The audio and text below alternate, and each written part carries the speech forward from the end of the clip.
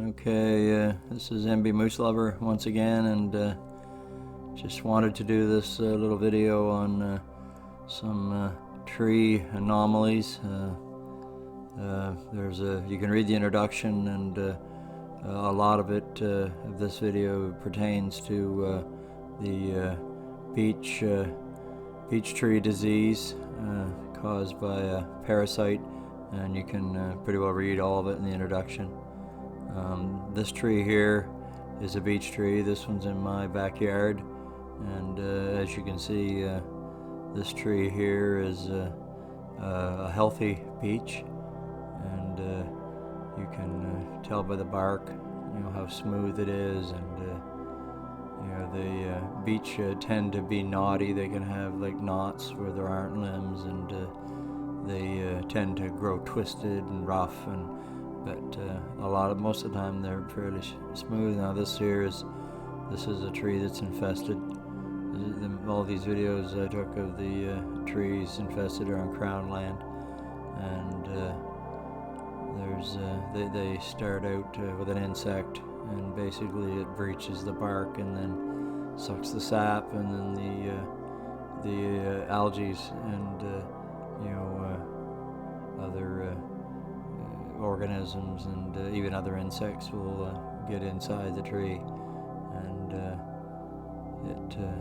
you can read about it. It's quite interesting in the introduction, and then I had a few other trees there with just some different unique features I wanted to kind of mention, and there are quite a few in this area where I was, and some of them are severely infected. They will get blisters under the bark from these little tiny bugs, and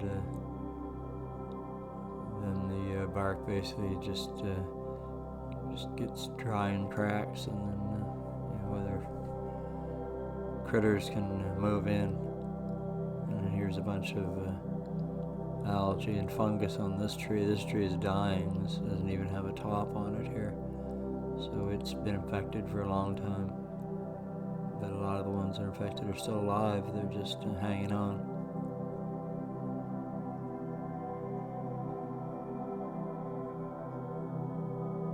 And I'd seen them for years, in the woods in different places, but I never really understood what caused it. This tree here has a really bad gouge. It could have been caused by something else, this actual gouge here, and then you got scraped or something, and then it healed over, but it still has the same disease. You can see all the bumps and blemishes on it. And this here is just a maple tree that has got a burl growing in the middle of it. I thought it was quite interesting. I've seen a lot of these over the years. I have a couple that I saved from our family farm that we found. A lot of people like to take them and turn them into wooden bowls, and wood turn them. They can be quite valuable.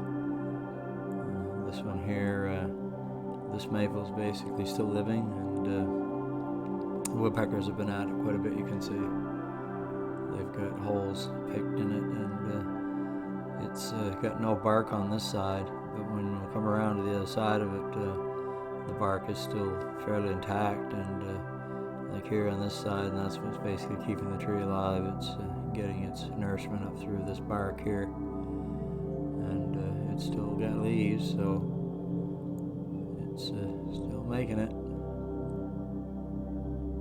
You can find lots of these big round ones sticking out on trees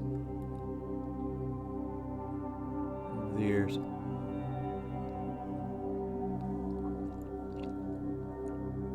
You see all the woodpecker holes, and insects probably adding to it, but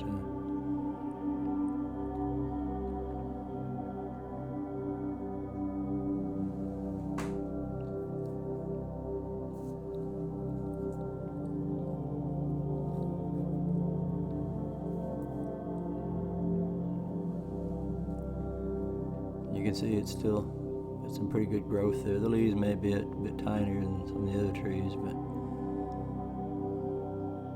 probably restricting the water flow to it quite a bit.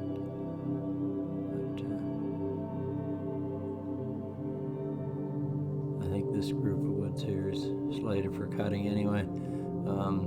This here, I saw this in a different position or a different area, and I just happened to notice, and I've seen these before, but just never really noticed one that had such wavy bark on it, and I wasn't sure. I mean, I knew it was a maple, but I just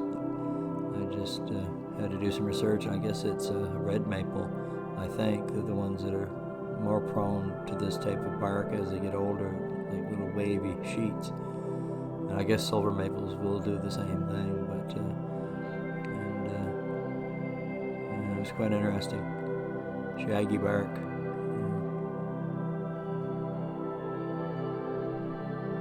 And this next one here, I was just sitting, and this is where I was filming pelleted woodpecker. I put a video up, one that was picking at a log. Well, this is a spot, and I had my tripod set up there different days, and sat there for a bit hoping I'd catch him coming back, and just happened to notice this one tree behind this maple, and it's a beech tree, and behind the maple here, and you can see it's kind of curving around. You can just see a little curl of it on the right, and up on the left you see another curl on the left side. So you come around to the other side, and you'll see it here. Like I said, these young beech, you find a lot of them in the woods, small ones that just twist every which way. They tend to follow the sun when they're growing, I guess, and they go up and then they go left and they go right, and they'll come right around, and different things will force them to grow certain ways, and it's amazing how many curves they get. And so here's this young beech, and it's basically, I think, a healthy beech. It's like, they do get knots on them where there are no limbs, but I'm not sure it's a diseased one. On the other hand, it may be still. It's got some lesions, but I'd say maybe it's diseased too. But you'll see it curve here, and then you come back around to where I was sitting, and there it is on the bottom. You can see it curve, and then go up and then curve the other way. So it made a great big S-turn. It's just kind of neat.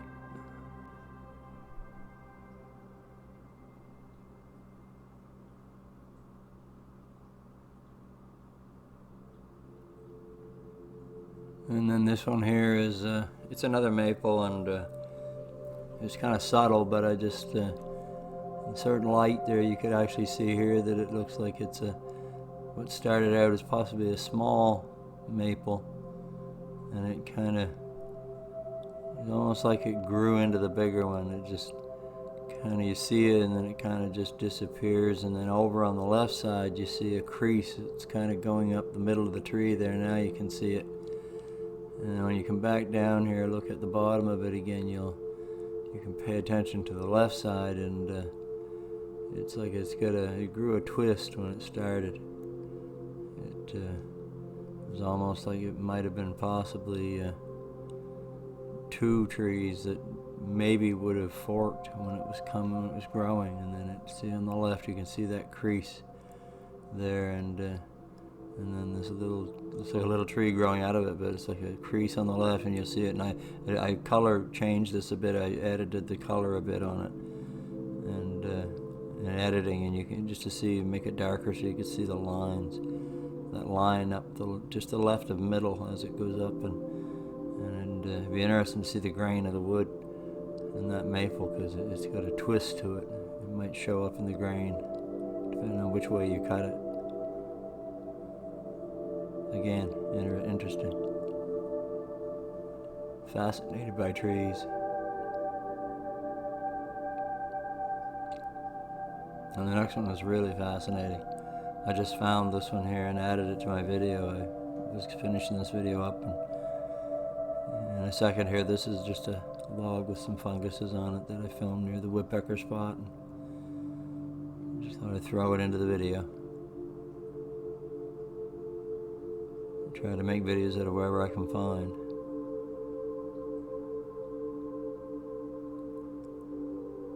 And this is a spruce tree. It's along a highway, and I've driven by it many times and never noticed. And it's got some serious burls on it growing from just, I did research on that. It can be caused by disease, but a lot of it is just, I think a lot of it is genetic. I think it's just tree kind of DNA goes a little bit nuts, and but I've never seen one with so many. I mean, this spruce tree is just covered with them, and not just on the trunk, but on the limbs. I've never seen so many big burls on the limbs. It's just amazing, you know. It'd be awesome if a person had a great big building to buy this tree and cut it down, and it's on private property, I think, and cut it down and put it inside somewhere as on display. I think it'd be awesome. I mean, look at the clumps up here in the middle. It's like the elephant tree, you know, the elephant man. It's like, I should nominate it for the next edition of the Great Trees of New Brunswick, the series of books. They've got edition 1 and 2, and you know, people can nominate certain trees and tell stories, you know, about them, and it'd be interesting. And this here is another interesting tree, the way it grew, and it's a yellow birch that I found down in the woods, and I never noticed it before. Just noticed it recently and had to fit it into this video, so I don't know how it grew the way it did or why. It basically looks like it was kind of pushed over when it was younger and grew kind of crooked, but then I don't know why it chose to go down and then headed for the sun eventually, so it's really interesting. Thanks for watching.